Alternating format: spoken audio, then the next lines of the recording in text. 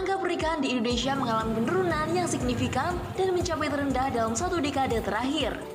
Berdasarkan laporan terbaru dari Badan Pusat Statistik Indonesia, terdapat 1,58 juta pernikahan pada tahun 2023 yang mengalami penurunan sebesar 7,51% dibandingkan dengan tahun 2022. Dalam 10 tahun terakhir, angka pernikahan nasional mencatat rekor tertinggi pada tahun 2013, yakni 2,21 juta pernikahan. Beberapa faktor yang menjadi penyebab diantaranya yaitu pandemi COVID-19, meningkatnya biaya hidup, globalisasi, masalah sosial yang menuntut standar kesuksesan, serta fenomena naiknya angka perceraian.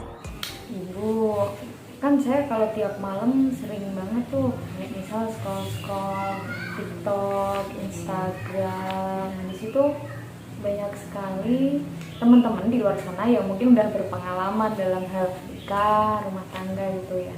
Dan kenapa lebih banyak susahnya gitu daripada senangnya? Itu karena pikiran saya aja kalau misalnya nikah tuh kayak kok semengerikan ini ya. Padahal kan mungkin bagi mereka yang sudah berpengalaman sebenarnya nggak semengerikan itu. Nah, perlunya kayak ilmu, wawasan mengenai dalam hubungan rumah tangga itu biar enak, nyaman, harmonis gitu seperti apa.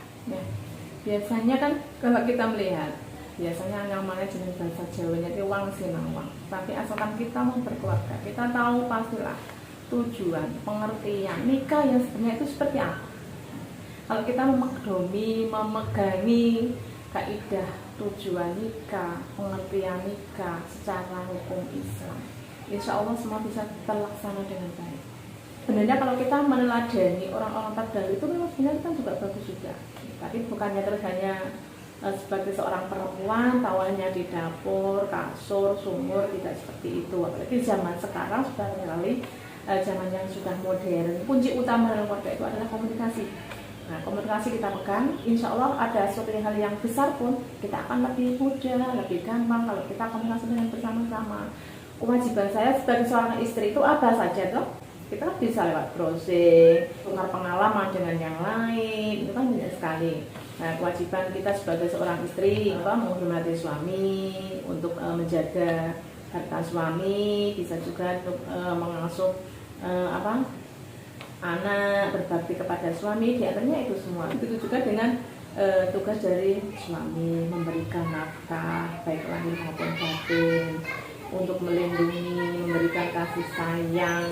Mereka kan hidup berdua ya Bu ya, jadi kan mereka juga memiliki kewajiban bersama, sama-sama saling menjaga harta mereka, harus sama-sama saling menghormati.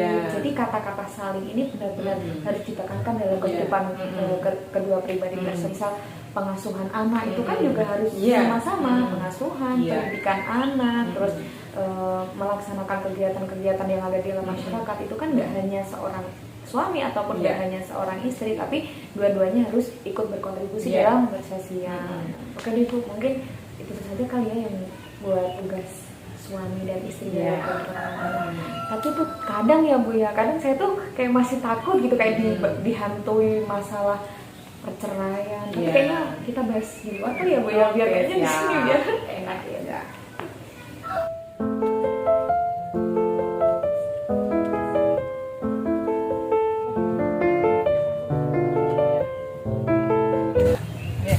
Memang sekarang saat ini kan banyak sekali ya antara perceraian yang telah diajukan banyak pihak.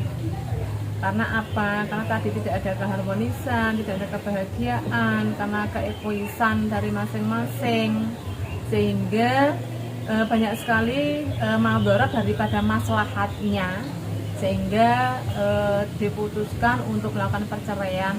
Jadi untuk menuju keluarga yang harmonis, bahagia sesuai dengan Undang-Undang Nomor 1 Pasal 1 Tahun 1974, nah, itu kan sudah dijelaskan. Jadi untuk menuju keharmonisan, tapi kalau tidak, ya itulah terjadinya perceraian.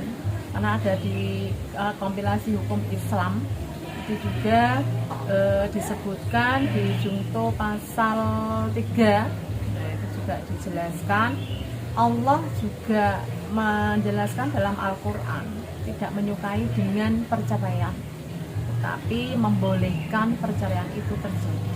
Nah, selain itu juga menimbang adanya SEMA nomor 3 tahun 2023 menyempurnakan surat edaran Mahkamah Agung nomor 1 tahun 2022 berbunyi sebagai berikut. Perkara perselisihan perceraian itu akan dikabulkan ketika terbukti suami dan istri melakukan perselisihan paling sedikit secara terus-menerus selama 6 bulan, kecuali terdapat fakta hukum bahwa penggugat atau tergugat melakukan KDRT.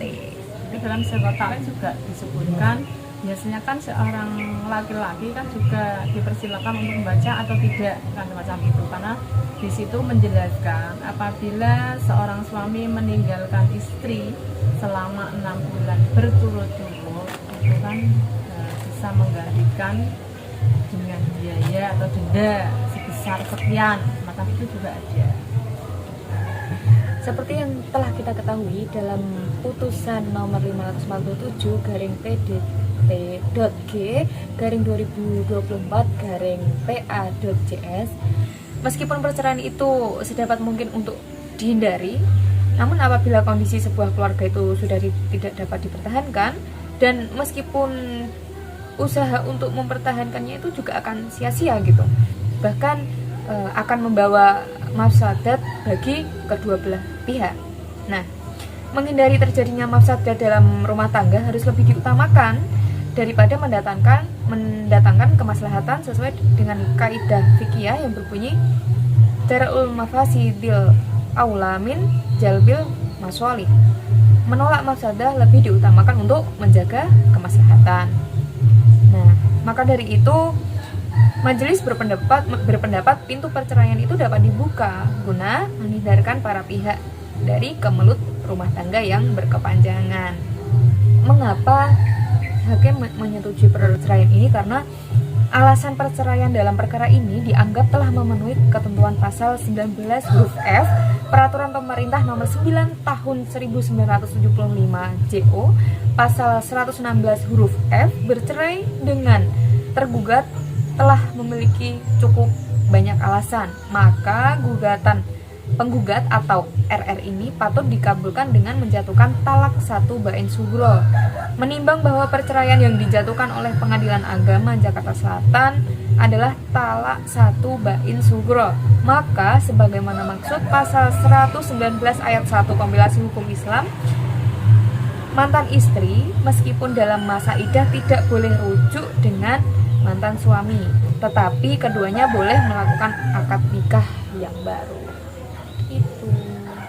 Jadi seperti yang kita ketahui dari awal sampai akhir tadi, kita tuh bahas apa aja sih, ya kan? Kita bahas mengenai tugas dan wewenang, hak dan kewajiban seorang suami dan istri dalam kehidupan rumah tangga. Kita membahas problematika rumah tangga hingga terjadinya perceraian, seperti itu. Nah, demikianlah tugas dari kami mengangkat tema overthinking remaja masa kini memenuhi tugas kuliah metode pembaharuan hukum Islam. Perkenalkan, nama saya Lutfi Rahmawati, nomor absen 16, dan saya dengan Siti Asfia dengan nomor absen 13. Sekian dari kami, kurang lebihnya kami mohon maaf. Wassalamualaikum warahmatullahi wabarakatuh.